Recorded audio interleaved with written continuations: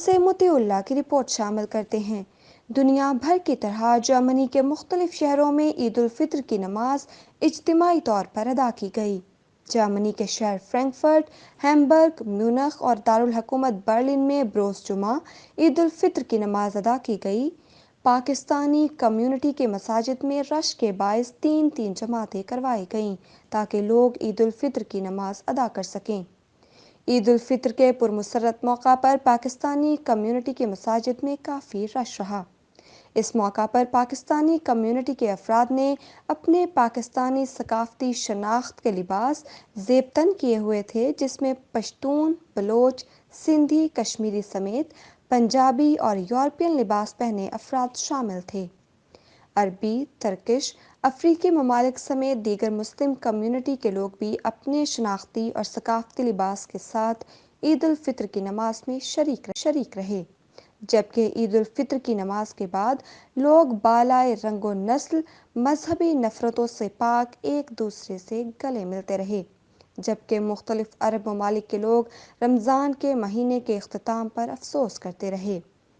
عید کی نماز کے بعد حاضرین کے لیے ریفریشمنٹ کا اہتمام بھی کیا گیا، جبکہ پاکستانی کمیونٹی کی دیگر مساجد، منہاج القرآن، ویتنامی مارکیٹ، لاگر والی مسجد سمیت دیگر مساجد میں بھی پاکستانی کمیونٹی نے پرجوش طریقے سے عید الفطر کی نماز کے بعد کھانے اور مٹھائیوں کا اہتمام کیا گیا تھا، جس سے پاکستانی کمیونٹی کے افراد لطف اندوز ہوئے۔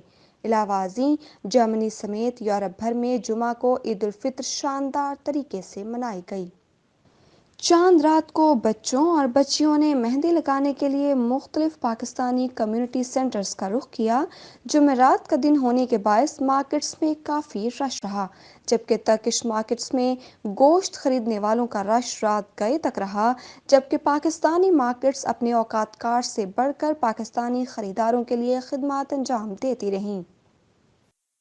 جی، بسم اللہ الرحمن الرحیم۔ السلام علیکم تمام پاکستانیوں کو جو جرمنی میں رہتے ہیں، برلن، فرینکفرٹ، میونخ اور تمام شہروں میں میری طرف سے، ایمبیسی کی طرف سے یہ میٹھی عید الفطر بہت مبارک ہو۔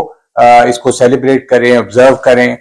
جرمنز ہمیں دیکھتے ہیں اس عید کے دن کس طرح ہم اس کو آبزرو کرتے ہیں، تو آپ انجوائے کریں۔ عید کی خوشیاں آپ کو بہت مبارک ہو۔ بہت شکریہ۔ جرمنی کی خبروں سے باخبر رہنے کے لیے سبسکرائب کریں اردو نیوز ڈویچ لینڈ۔